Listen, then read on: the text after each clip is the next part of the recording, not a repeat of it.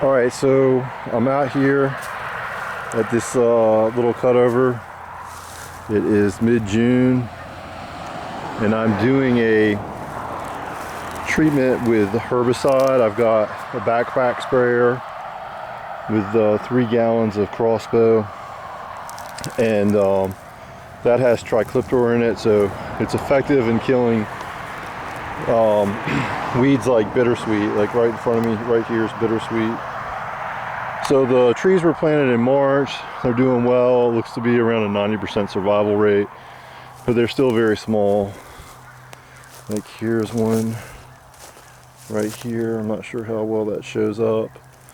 We go over here's another one, and they're on basically a 10 by 10 spacing, except for I put another row in closest to the highway, which is where the growth is gonna basically the most sunlight will be, kind of on the eastern side there. I put another row spaced 5.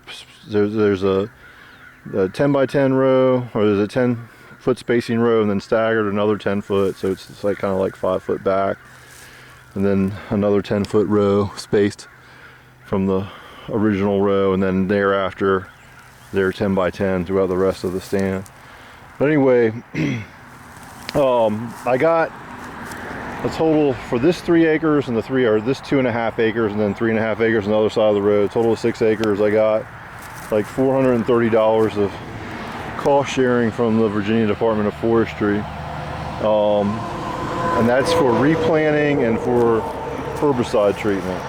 And they had wanted me to wait until the end of this summer and then kill everything off and then replant next year. I didn't want to lose the year.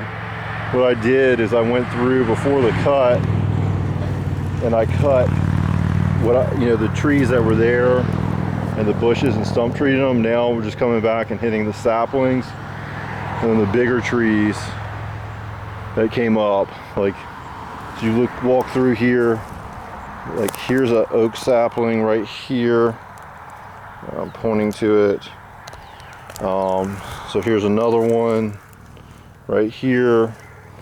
But most of this stuff is just like brushy weeds that I'm not going to worry about. I've already sprayed most of this.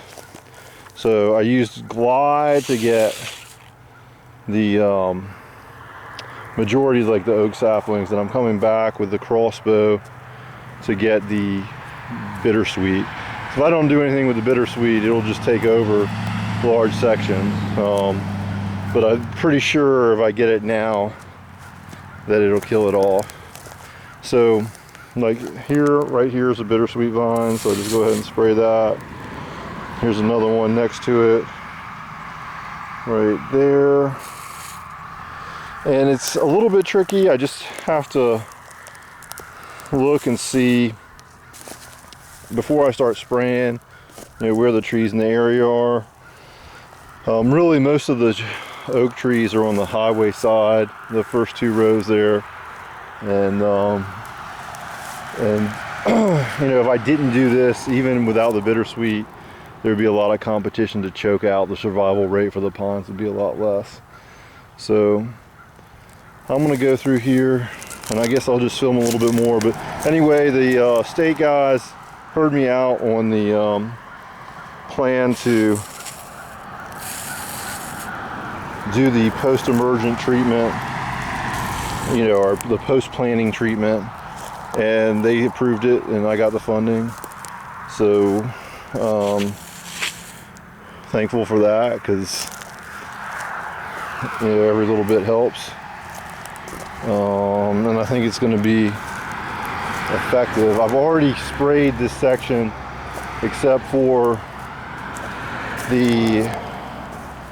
essentially here's like a little autumn olive right there, basically for the bittersweet. So this is the main thing I'm looking for as I go through here.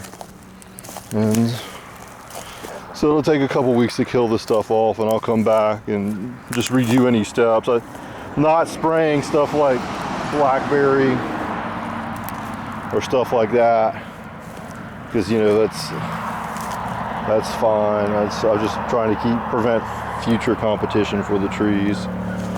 So here we have more oriental bittersweet. See where I got my trees, and there's a lot of highway noise, so I'm going to go ahead and end the video. But this will definitely help in a few years. There won't be a problem with you know, as much of a thicket effect where, you know, the trees are just crowded out. The pine trees, the crop trees have been crowded out. They'll eventually shade out most of the competition, but I don't want them to get intertwined with the bittersweet vines, and I would prefer to cut back on hardwood competition too. Anyway, thanks for watching.